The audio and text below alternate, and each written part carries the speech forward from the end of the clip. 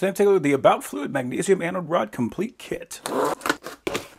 So we got our instructions, we got our plumber's tape, we got our socket, and we can see this is a full 1 1/16 socket, so not putting a metric in there trying to make it seem like it'll work. But something that requires as much impact as one of these anode rods, definitely want to have the right size socket. That is a 1/2-inch drive and a 6-point socket, and it is even drilled out on the corner, so we know it's going to be good for off-corner loading. We got our cap. It appears to be brass. It does have an O-ring in there.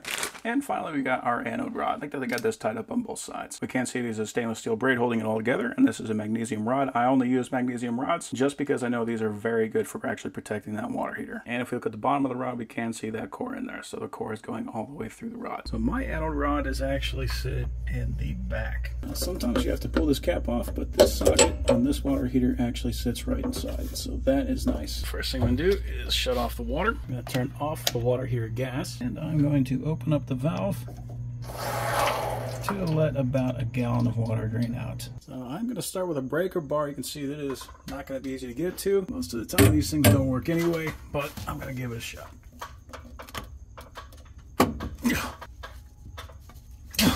Second option is we grab our impact and see if we make it happen with that.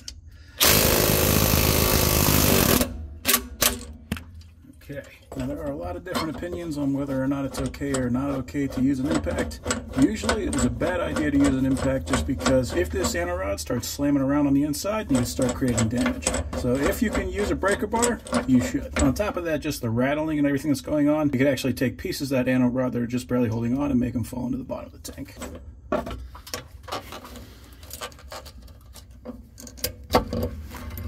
So it is a little hot.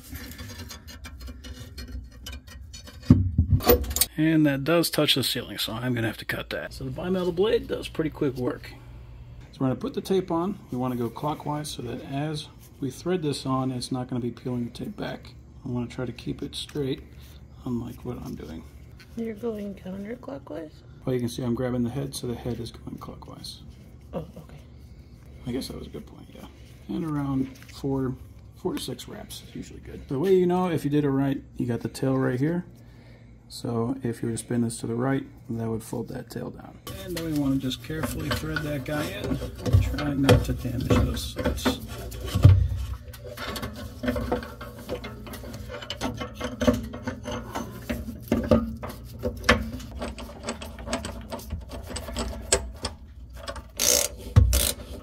When you're tightening it on, it's much better to use a hand tool than to use an impact, just because it will reduce the chances that we'll damage those threads. Water's back on.